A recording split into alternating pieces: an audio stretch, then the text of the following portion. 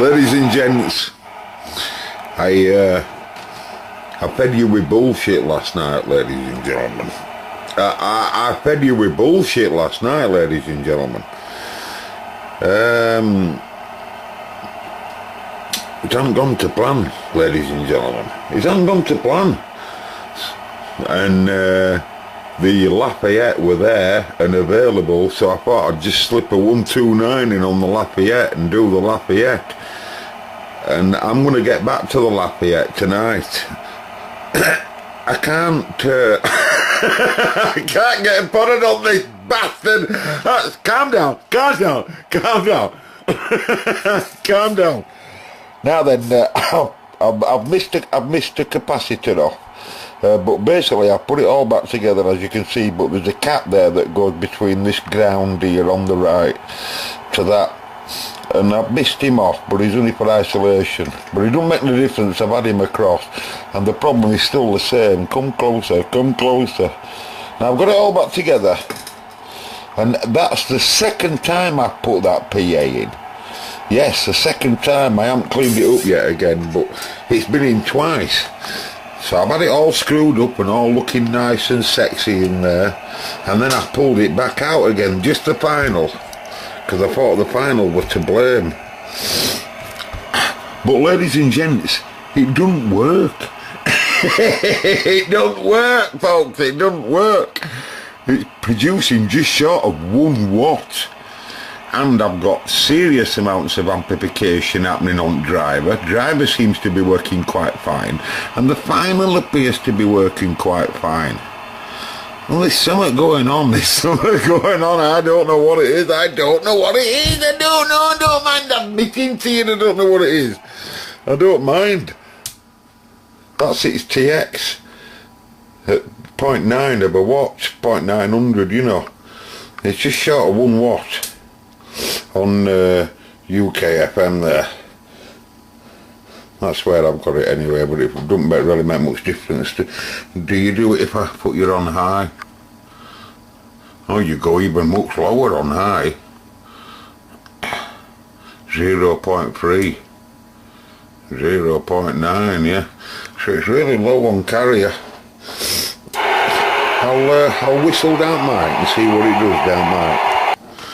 Now then, folks, back on with me Lafayette for a little bit, and I'm going to do its readout today, so I'm going to have to pull its front up in this video and sort its readout out.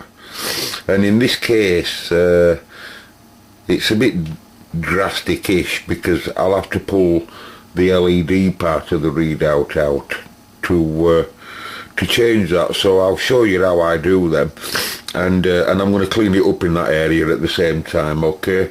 I'm also, just like I have on Concord there, I'm just going to tidy this area up here. So these 2 coils, the holes that you see there is me removing the 2 coils, and then I'm going to tidy all this bollocks up that they've made here as well. So you know, I'm just going to replace them coils and then tidy this up a bit. I think there might be some damaged track under there.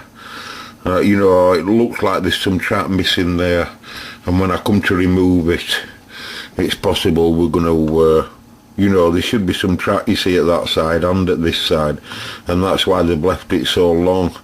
I'm not so sure, but we'll remove a lot of solder and see. And then when it comes down here, I'll just tidy them up a bit, that's all. And then pull out when he seems to want them 2 coils, and okay, and then I'll get on with readout. Now then, folks, I've just removed most of the solder there, and I haven't straightened pins up yet, but I'm just going to give all of that lot now a bloody good clean. I mean, just look at all that. I mean, of course, some of the flux is mine, but I'm going to show you all of it. And you can see some print there. You can see there how they've, how he's had to leg on as long as he can there on base there, because there is some print obviously off, which is a shame that, but we can make it look better than that. But anyway, people often write and say, what do I use to clean them? Well, I just use that. Nor can I spell it, nor can I say it. Isopropyl, I think that's what it is. Isopropyl alcohol. Oh, an alcoholic, I'll just have a swig of it. And someone just wrote to me and said, could I tune his radio up for him? I can't, ladies and gents. I'm only an hobbyist. I'm not a rig doctor. You'll just have to find rig doctors. They are available. I don't know where they are, but they will be available. Anyway, I'll clean this for you live and direct on camera. Live and direct is on purpose, not direct. This is not my toothbrush. This is live and direct. Look at, just watch. It doesn't disappear in act. Don't be frightened about blabbering it. I'm not frightened of you. Cost a fortune, but I'm not bothered. And in a nice, steadily, orderly fashion. Come back a bit, love. Hey, oh, we can see there's some track under there. I can see some track. Aye.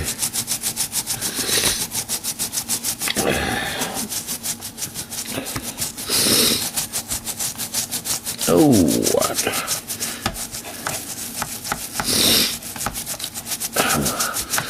By the way, I'm always snivelling because I'm always full of cold here.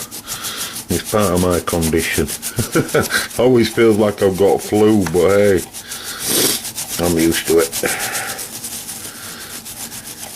Yeah, there's a little bit of damage there, but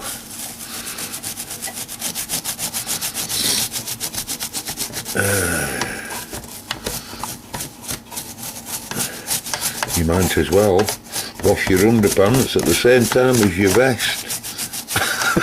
Might as well get right into the corner there. Right, well, doesn't that look a whole different, doesn't that look a whole lot different just at that? Now we can even see where track goes and everything now. Oh, bloody hell. Well, let me just get them coils back in and I'll straighten these pins up. I'm just going to cut this emitter down so that the emitter is the same length as what the, the base. I'll cut the base down so that the base there on the top is at the same length as the emitter there, and it won't look so bad then. Okay, stand by! Okay folks, I've cleaned the area up just a little bit. Put my 2 coils back and what have you. I can't really do it much better because this pad damage there, and you know, that's how they've left it in there, and not really a lot I can do really. But I've tidied it up a bit there, as you can see. You know, when you know, there's that little bit of damage that they've done here. Can you see it there? A little bit of scratch damage. They must have been trying to whack tank out or something. I don't know what's been going on here. But anyway, it's not that bad. It's it'll tidy up. Anyway, I'm going to get on to readout now, right? Because it makes it unusable like it is. Okay, ladies and gentlemen, digital readout lovers. This is in a very, very bad state. It's just one I pulled out of the box. Just look at that. But beside the point, it's a very, it might not be identical to this, but it's very similar. But the point is, in this radio, it's got 2 main problems. As you can see, if you look at the 2, there's a segment on the bottom right missing. Right, so it doesn't make that segment. Right, only has to make 1. Sorry, you know, that'll be number 10 there. 9, 10, 11, 12, 13, 14, 15, 16, 17, 18, 19, 20. Are you with me? But actually, in effect, there's only 1 segment missing on that readout, and that's that one that's there at top of my nail. The other one is just because that wire's broken off there, and that wire there, it'll be robbing the units and stopping its units from coming on, I'll bet you. But because of that 1 segment there, we're going to have to pull the digital readout out. Right, now in this model we can attack that on two different ways. We can either A, unsolder the channel selector here, right where he's connected his program input pins for his prom, or I'd rather leave them alone. I don't have the paperwork at all for them, of course. That were his prom, so rather than mess with his prom and seeing as it's working spot on, what I'll do is I'll take the top part off. Now this let me just get it in light. Right, there's two parts to this. Can you notice on the bottom part, or should I say well, whichever way you want to look at it really, but this is the LED part. Now don't get too confused, because this is much simpler than what you think. It might look confusing, but it's much simpler than what you think here, right? But if you just bear in mind, you've got three sets of wafers, A, B and C, right? The middle wafer that comes upwards and goes into the board, which is this one here, he does the 6 and 9-bit binary. I can't just remember on this model, but he's the one that moves the channels. Now remember, this channel selector runs in 40 channel segments, 1 to 40, but of course the readout doesn't see it like that. It sees it as binary weights. But the point is, it only works in blocks of 40 all the time, and that's one full revolution. So once that's done one full revolution, it's done the whole 40 codes that them two top ones can produce. Now on the bottom sets going upwards like that, you might just be able to see two sets, one row of pins there on your left and one row of pins there on your right. Right, now the row of pins there on your left will do one side at segment, and the row of pins on the other side will do other side at segment, i.e. tens and units, right? And the digital readout is more or less the same. All that this is just a matrix then. That's just a resistor and diode matrix, what we call a matrix. And you'll notice that some of the resistors aren't populated and some of them are, and these are for different features like dimmer control and stuff like that you have on some cybernets. But you can see the group of diodes there, and the resistors are all here in these blocks resistors. They're just fixed resistors, but 8 of them or 9 of them all in one block, and one block drives one side and the other block drives the other side. And on here we've got two negatives. They're the bottom two that's connected together there. They can be highs, they don't have to be negatives, they can be positives, but and I'll show you a quick way to sort them out in a minute. But I don't know whether this readout's any good. I've no idea, but it's the right readout for the job, so I'm going to pull him out and I'll put him in.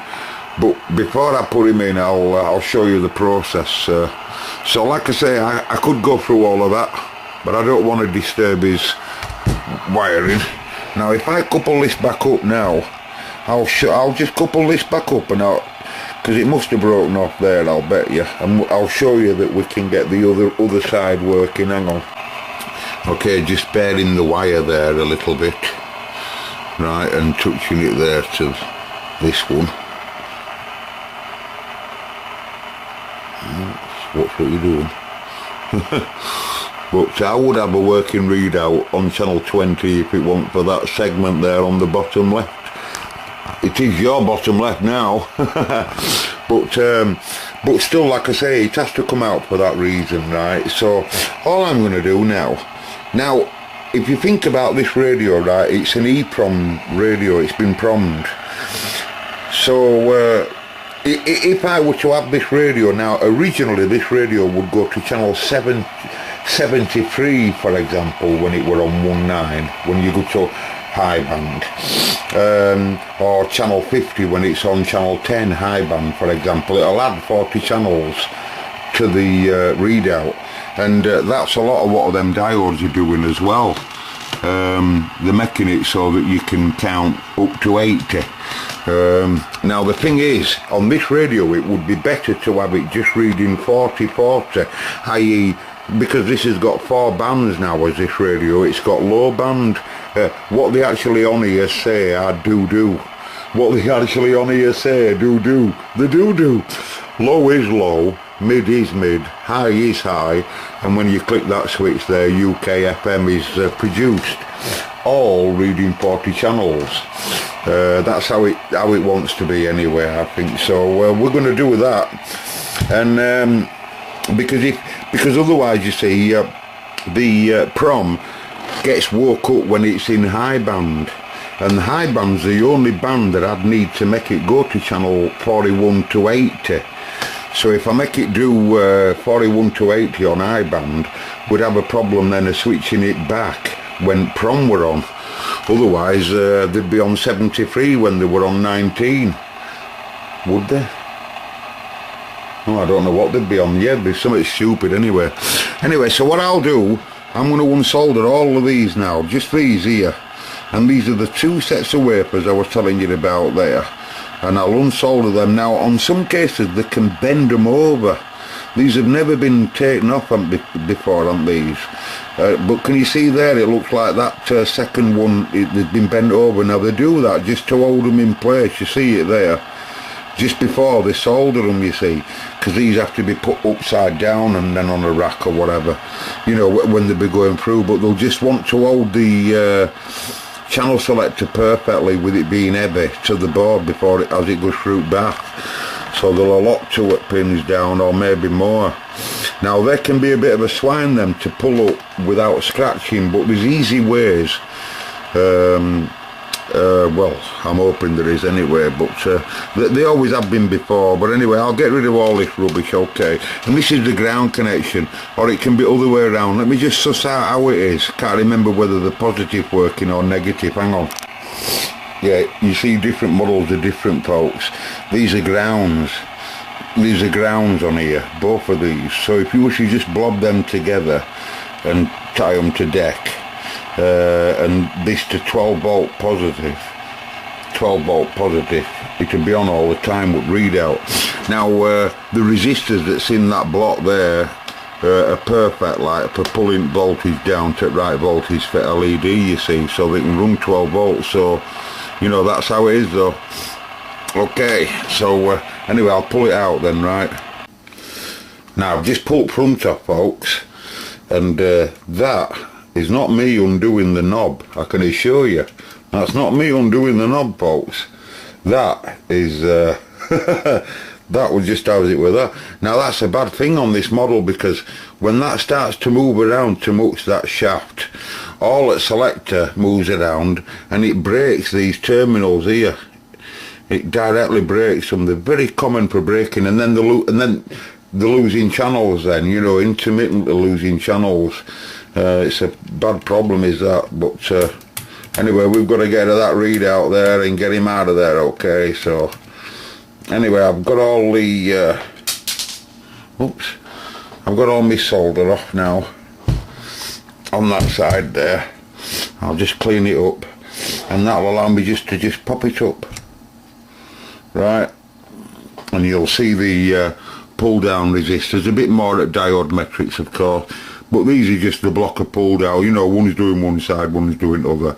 Now you can just see them like as that many resistors in one block with one common, that's all they are. What have they got? 9, 1, 2, 3, 4, 5, 9. I think 9, right? And there you set of wafers. And last thing you want to see is any snapped pins. You might be able to see them if I go like that, you know. You don't want to see any snapped pins, so be very careful when you're taking them off. You don't want to break a pin, because it's crucial, innit? So, right, I'll just get that cleaned up, and we've got to get that right out down there, you see. So, I'll show you the best way to go. Okay, so as you pull your front apart, remember you can't alter the horizontalness of your shaft. So, you know, and you want to preserve the horizontalness, of course, because otherwise you're bending pins there. So as you pull it front away, there's a screw down here that you've got to get to. This here, exhibit A B29, quite a long screw, but there's a spacer in between here as well. Behind this there's a spacer, you'll see when I get it off. And you have this nut to take off as well. It also a depth spacer as well. It locates into this, and it makes sure that this selector's right depth away as well. You know, it's a long story, but anyway, we've got to undo them too, right? And then you'll see it just slides out then. Okay, well, I didn't clean it up, I just pulled it out. No point, might as well clean it up before I put it all back. But this is me readout here that we've got to get into. That's original soldering, that, can you believe that? But I mean, you know, at the end of the day, you know, and that ribbon that's bent, we'll be straightening that. And that's the spacer I was on about. You know, and it just locates, it just make sure that it stays at the right depth away. And then you're preserving, you know, it's quite, you know, you don't want to harm it, do you? You don't want to harm it, folks. It's a delicate situation, operation that we're doing here. Now I'm just going to unsolder my LED now, direct. And can you notice the top right hand pin bent over? Same for bottom left. Well, I didn't tell you how I do them, but normally what I do is I take the solder off as much as I can all the way across. And then when I get to the stubborn pin, as I call them, I just put my iron on the right hand side and heat the whole thing up while I'm prising it up on the left hand side with a small driver. That's why you often see these here on Bennis. They're not for trimming radios, they're for doing just that job. And very delicately then, and then I can just remove solder again what's ever left, and then lift the whole thing up. You know, once I lift the pin up back vertical, I can just pull it out then, you know, or I'll give it all a good clean then. Okay, now I'm going to have a cup of tea now, folks, because I deserve it, and my back's going balmy. But anyway, I've cleaned it up a little bit now, as you can see. That's on both sides. If I can just drop Beverly there, if you don't mind me calling her Beverly. And we're ready now to. You can see if you see this pad there, the middle of your screen there, and these two pads, it's them that's actually used to produce the 80 readout wiring. But you can see it's come off nice there. And that's what you normally get. If no one's had to go first, you should be able to get them off like that, you know. But if someone's damaged them first, you know, then it's difficult. But they're pull down resistors, and you can even see the value there. Look, what is it, 1.8k, you know, and they're all the same. They're all just 1.8k resistors, you know. So I'm just let that dry now. I'll get myself a brew, and I'll pull that, I mean, I'm only going to take a plumb guess, but I'll pull that readout out of there, and then I'm going to, you see, notice that this doesn't have, the block resistors are there, look. But they are the same, aren't they? Yeah, screw for screw, they look same to them. But anyway, I'm not bothered. Would have still have had to unsolder all of them all the same. So whichever way you attack it, really, you know, would have still have had to pull the front off. But I'll just unsolder them, and then I'm going to test the LED first, and then if I'm happy with it, then I'll put it in. And I just want to see that all segments are working, that's all. I'll catch you in a minute. Okay, folks, so I'm just about to put me other readout in, right? I've just stole it out of this. I'm not so sure whether it works. It's in scrap box, Cybernet selector. So this is the old one, right? Now, if you just bear in mind, you all know that an LED, a light emitting diode, needs a current limiter, and then the voltage being fixed for whatever voltage it's going to be run at. Now in this case it's going to be run at 12 volt in the circuit, right? Now so I want you to bear that in mind, and there's two different types of LEDs mainly. There's positive working and negative working. In other words, it's just which way the common is set up, really. Now you can always distinguish the common by that flat edge that you see in the middle there, and it basically distinguishes that the two centre pins there, right on peak of my nail there, on the bottom, you've got all your bottom row and your top row. Well, your two bottom middle ones there are the common. Now in this case, in this circuit, it wants it so that the common's positive and all the other LEDs around are negative, right? And they'll turn on, and the circuit needs a 1.8k resistor. So because that's what they are, and they're wrong about the pins I mentioned. There's just 7 resistors in each one. So remember, this old wafer here, excuse the ink, this old wafer here does the tens, if you like, or might be units, whichever, and this does opposite units or tens, whatever. You know, one does left and one does right. And so there's 2 resistors at 1.8k, the 1.8k, and there's 7 resistors in each one of them. So that's 14 resistors in all, and all these here are just your matrix to make up your 1 to 40 and your 1 to 80. Right, so you now know that the commons, the bottom centres, when you see them, and in this case it's positive, and that everything has to, every switch diode that gets turned on needs a current limiting resistor, so they get it through every one of them, right? And that's how we've got it set up here. So I've got, in this case, your 7.5 volts. Positive comes directly and connects to my common. I've just soldered them together just to check the readout, right? But so there's the 2 commons. Remember, 1 common's for the left hand side and 1 common's for the right hand side. That's why there's 2 commons. So now all the other pins, all of these at top and all of these at bottom, will produce some segment of this. So there's your left hand side at readout, if you like, there's your right, very scrupulously drawn, and all commons to all of them. All we can, you know, so all of these commons for this top segment, this segment, this segment, this segment. So you got 1, 2, 3, 4, and then they'll all be tied together. And then 1, 2, 3, 4, and they'll all be tied together. And then all the commons are all on outer edges. And the same applies here. All of them commons will go to the deck, and then you know, vice versa. So all we have to do is, if I can just set the camera up and get the camera looking so I can see the camera. Can I see that? Right. Oh, it's a bit difficult for me to see. It's not you folks. That's better. Why you do that? Right, so if I get you the LED now in my hand, and with the resistor at this side here, right, can you see the resistor? I'll just run it across the top.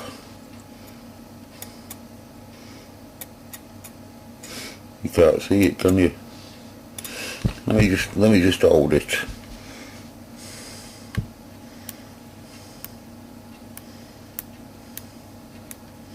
Can you see all different digits changing?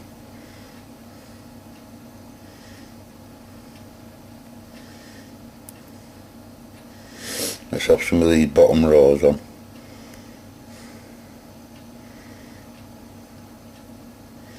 I want to be careful, I don't want to touch the other side. But anyway, that's all I'll do. I'll just go through all of them like that until I'm happy that all the segments in all left and right hand side are working, and then I'll put it in. It's as simple as that, ladies and gents. It's not rocket science, is it? You know you think about it. Okay, ready for assembly, and you should always leave your mark. Now you see the bottom square there, that's telling you where the commons want to go, okay? And so you know, you can clearly see. You've got to leave your mark, haven't you folks? Who's going to see that again? Who's going to see that again? No one's going to see it folks, but you've left your mark, haven't you? You know what I mean? Right folks, I've got my LED in now. Just give it a bit of a clean, and then what I'll do then is I'll fit all the what they call it in, you know. But they don't look so bad to them, do they? And I'll just give it a clean up and fit all that lot there. Okay folks, just about to screw it back now. Notice I've left the nut off. I've got the spacer in that's underneath there. You won't be able to see it though, but there is a spacer down there up middle of that, and that's in place just to make sure that the readout comes up dead flush and square, you know, to face. Anyway, cut long story short, so as it stands like that now, that'll be the last time you see it. But if you don't do it like that, you know, you're only gonna scratch it all, like trying to get down to LED from this handle like that. You know, it'd be, you know, you're gonna make it look rough, aren't you, really? And it's delicate with this ribbon going here, so I thought that'd be the easiest way. Now, another thing that I like to do here at this point is, because I've straightened this feeder here, this you know, this ribbon cable, chances are as I close that down it won't match up to that, and if you miss one pin out it won't work. So what I like to do is get me flat bladed pliers and make sure that they're flush and in a line, you know, and ready for top to come down, you know. And it's a bit of a job because there can be a bit of a swine when there's so many to locate, but you can clearly see there that there's one pin that's a bit skew whipped. Well, any one of them, and if you just ignore it and then press it down, it just bends it, you know, obviously, and you know, if you miss one off, you know, you're gonna have problems. Do you know, folks, that was just straightforward. I've had some of them, I'm not joking, it will literally just straighten that pin up there that were a bit skew whiffed here, and then line it up with my eye and just drop it straight down. But sometimes they take 3 minutes, I tell you. I notice I've bent this front pin here, and that's because this works a bit like a spring-loaded effect, and sometimes it can pop back up again and you've got it all to do again, and I've had it, so and that's why they'll have done it as well. So I've bent that pin down there in horizontal corner, you know, and now just ready to solder up then. But I'm going to have a brew now, folks. But now, the reason why I started now is because now that's sat down in situ, now's a good time to tighten the lug up, right? Because then it's, you know, if you tighten it up after, you know, you're not moving that then, are you? That gets soldered once it's in position, and all these are all tightened up as well, right? And that'll be tightened now, and then I'll solder it. Are you with me? Right folks, got my selector back in now. Now notice that I've left these two wires off.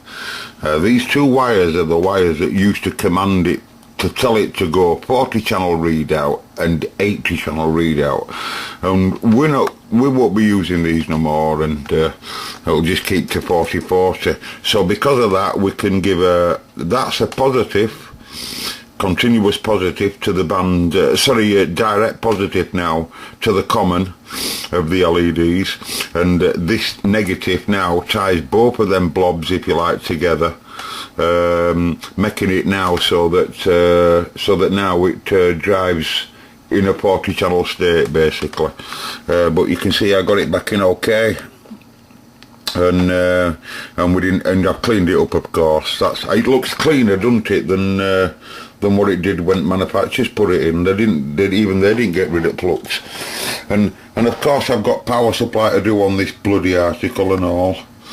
Another diode that's been put in down there. Bloody hell, look at that. But it's common, you know, you do loads of them on Cybernets. But anyway, so I'll get rid of these. These only go to band switch, and there's a wafer on there. One part of it switching crystals around, positive, and other part of it switching this around, you know, that's all. But anyway, I've got all this now all nice and secure now, so wake up. I've got no going into it at all. I'm just working on readout, you know, but you can see we're sorted now. And whether I go to EEPROM or not, it won't make the difference. It'll just stay, you know, 40-40. Sexy that, folks, isn't it? And don't you think that's an easy idea, just using a resistor to check the whole, every one of them segments there, you know, just before you pop it in. You know, it's that's what I do anyway. I just use a resistor. Now the resistor that I'm using here, 1.8k, it just matches up with that block of resistors that they're using. But remember, folks, the positive that I'm using there on that common might be different in your radio. Check your manual, because some use negative common, some use positive, and some use all different resistors because they don't, you know, you don't know what voltage it's run on. In this case it's 12 volt, but some of them run on 8 volt, you see, so obviously everything changes. Okay, but I won't pop front back on this video, I'll pop it back on another video, because I'm going to clean this front right up, it's filthy. And I'll post this video to you. It's really grubby, you can see how grubby it is, you know. And I mean, it don't look nice, I grant you, but I can get it to look a bit better if I give it a clean. I'll clean my PA up a little bit, as you can see. Right, and like I said, there is a bit of damage. I can't help it, lads. I can't, if it's already there like that, I could do with some green paint, you know, that matches that. You know, that's them that scratched it all, but I've got it a bit tidier. I put them coils in and what have you. And it's working a treat, or it just seems to want to set up now. But I'm happy at that, at least now we can use it now, can't we? At least we can use it now, folks. Hot switches appear to do what they need to do, what normally. It just seems to want a bit of a setup now. I'm just going to give the rest of it a clean and we'll take it from there. That's alright, is that? Yeah, that's alright, is that? Don't look so bad. We don't look too bad, folks. You've got to get a good bit of solder on here if you're making a good wire connection. We don't want that to break off at all. And we're only using, like I say, just two wires now, so you know, it's nice, love. It's kept the integrity of the machine. Okay, next time I'll see you all.